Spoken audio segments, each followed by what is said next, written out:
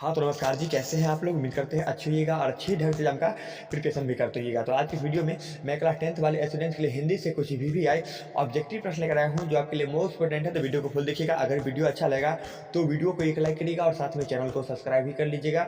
और जितना भी क्वेश्चन लिया गया है, सारा क्वेश्चन को देखिएगा, क्योंकि सारा क्वेश्चन आपके लिए मोस्ट इम्पोर्टेंट है। तो वीडियो को आप लोग फुल देख लीजिएगा। अगर वीडियो अच्छा लगेगा तो वीडियो को एक लाइक करिएगा और साथ में चैनल को सब्सक्राइब भी कर लीजिएगा।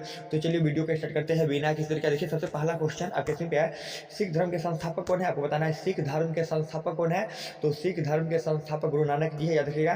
सिख धर्म के संस्थापक गुरु नानक जी है, जो कि ऑप्शन आपका यही करेक्ट है। अगला प्रश्न देखिए, अगला प्रश्न आपका, वाणी कब विष के समान हो जाता है? आपको बताना है वाणी कब विष के समान हो जाता है। तो वाणी जब राम का नाम नहीं लेते हैं तो वाणी विष के समान हो जाता है, याद रखिएगा। जब राम के नाम नहीं लेते हैं तो वाणी विष के समान हो जाता है, जो कि ऑप्शन आपका यही करेक्ट है। अगला प्रश्न देखिए, अगला प्रश्न आपका, विडंबना का अर्थ क्या होता है? आपको बताना है विडंबना का अर्थ क्या होता है। तो विडंबना का अर्थ उपहास होता है, जो कि ऑप्शन आपका बी करेक्ट है, याद रखिएगा। विडंबना का अर्थ उपहास होता है, जो कि ऑप्शन आपका बी करेक्ट है। अगला प्रश्न देखिए, अगला प्रश्न है आपका, सेन साहब के पास कितनी पुत्रियां थी? आपको बताना है सेन साहब के पास कितनी पुत्रियां थी। तो सेन साहब के पास 5 पुत्रियां थी, जो कि ऑप्शन आपका बी करेक्ट है।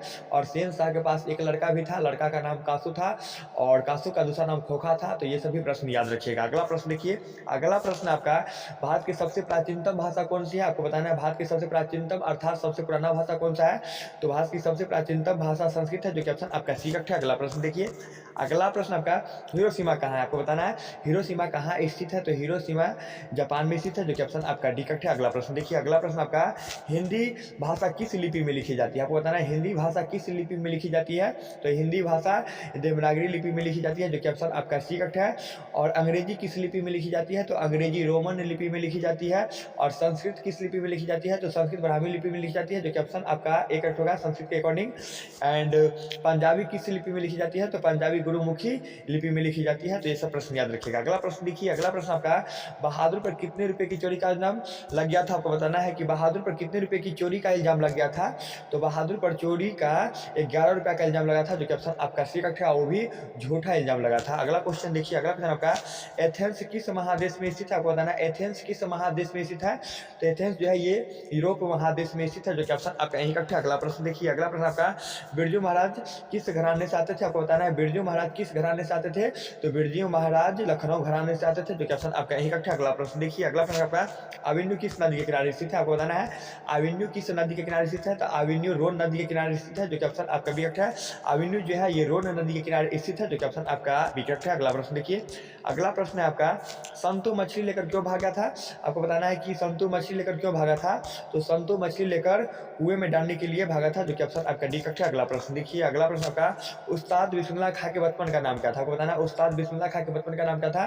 तो उस्ताद बिस्मिल्लाह खां के बचपन का नाम कमरुद्दीन था, जो कि ऑप्शन आपका सी करेक्ट है। अगला प्रश्न देखिए, अगला प्रश्न आपका, शिक्षा और संस्कृति पाठ के लेखक कौन है? आपको बताना है शिक्षा और संस्कृति पाठ के लेखक कौन है।